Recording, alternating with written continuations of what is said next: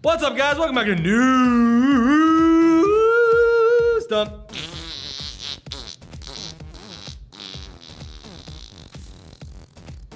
Watch time, baby.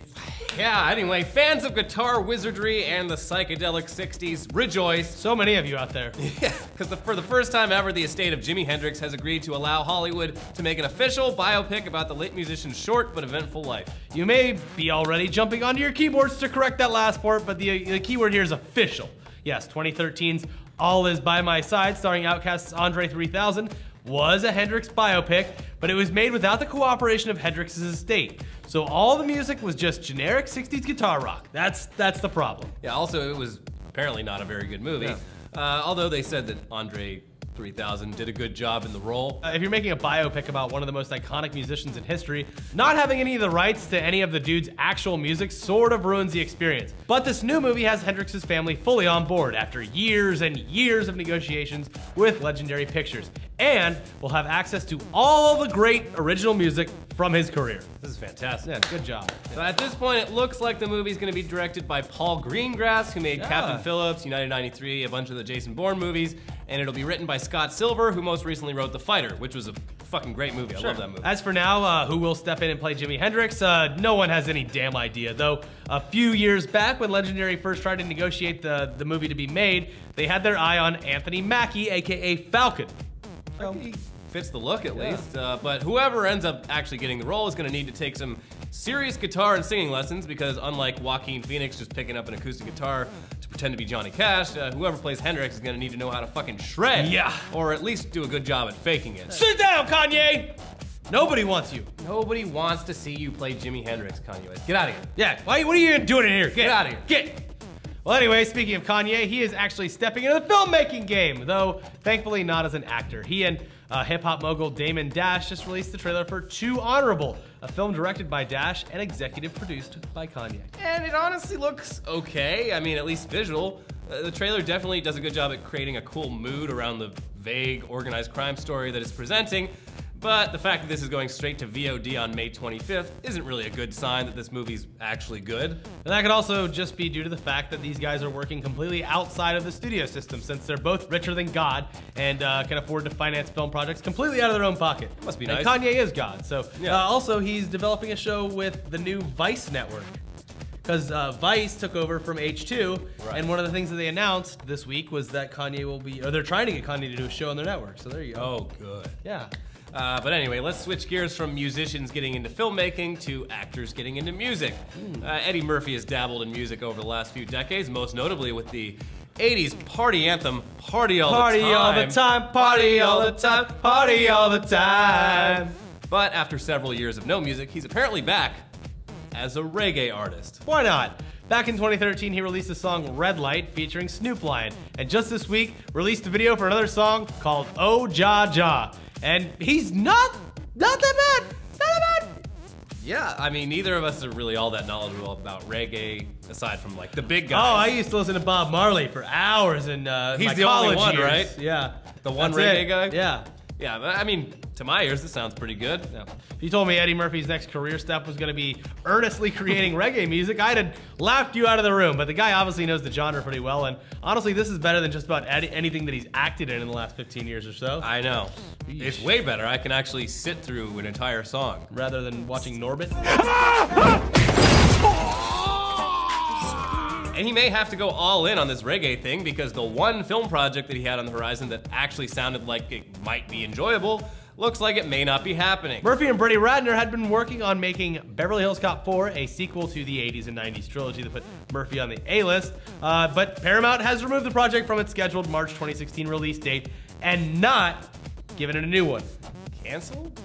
I hope not. I want to see a new Beverly Hills Cop. Yeah, the story would have centered on Murphy's character Axel Foley returning to his hometown of Detroit to presumably take on the bad guys in his signature unorthodox way. Then it wouldn't be Beverly Hills Cop.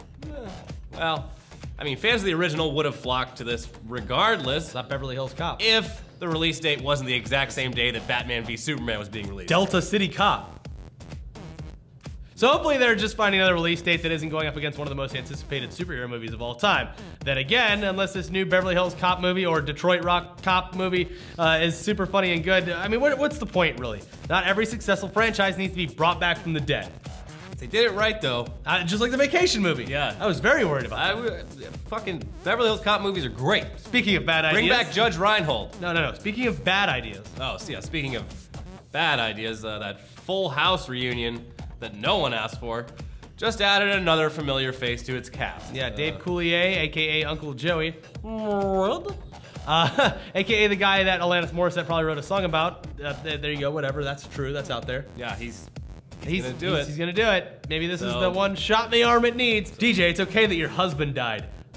Uncle Joey's here, and he brought his puppet that probably his face is rotten off of by now. Still working on that stand-up career. Yeah. Now just a sad old man. Yeah, ooh. Enough Full House. Cut it out. Anyway, Netflix is at least still chugging along with good original ideas, though, and the new trailer for Sense 8 from the Wachowskis shows that after the success of Daredevil, Netflix is forging full speed ahead with more gritty action drama. Yeah, Sense 8 is about 8 different people in different parts of the world who suddenly become mentally linked to each other despite being complete strangers.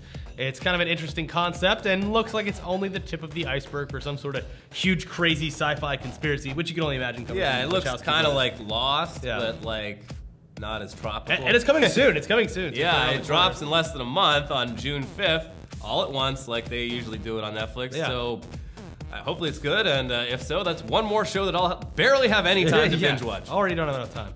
Finally, we don't generally talk sports on our show, mainly because we're totally uninformed about it. But this week's news that ESPN will be parting ways with Bill Simmons is a pretty big deal.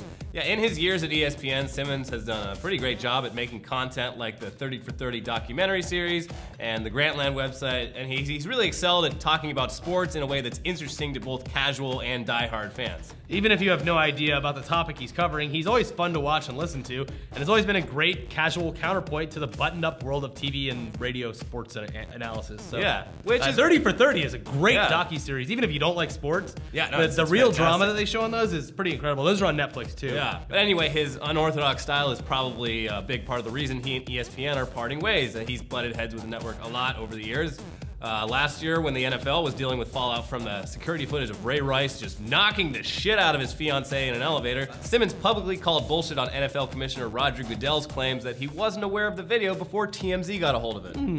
ESPN, for whatever fucking reason, suspended Simmons for 3 weeks over the remarks in an obvious move to keep things friendly between them and the NFL. And since then, Simmons has been pretty open about not totally loving his corporate overlords. Yeah, so he's been very public about it. Give her to Colin Cowherd instead. Yeah, that guy sucks. Fucking asshole. But while Bill Simmons will be missed, he'll surely be taking his brand of sports commentary somewhere else and starting off fresh, hopefully with less corporate interference. He still has Grantland, right? He's still in charge. No, ESPN owns Grantland. No, but he's not moving from Grantland, is what I read. No. Are you sure? Oh, yeah, no. He's done with ESPN.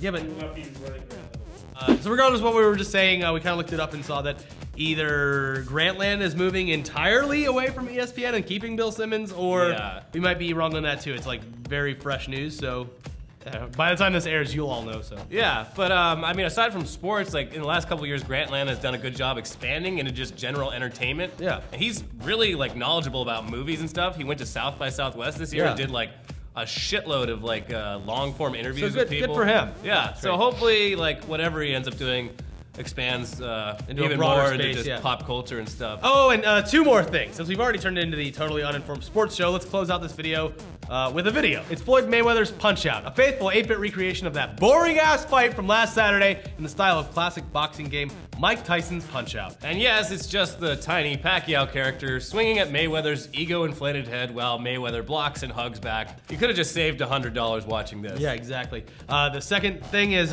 we had a meetup on Monday in New York City, and people actually showed up, and we took a short video of it, so we're gonna end the show with this video right here. Thanks for coming, and have a great weekend. Enjoy. All right, we're recording. We're in New York.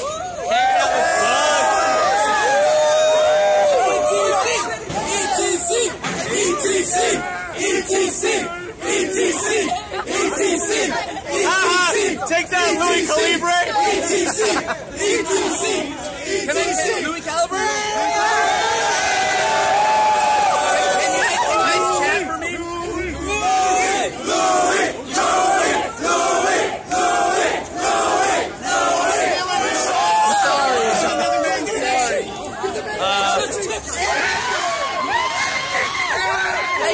guys. You guys are the best. Thank you guys. All right, ready? Double confirm. Double confirm. Double confirm. Double confirm. Double confirm. Double confirm. All right, we did it. Yeah. We did it. We did it.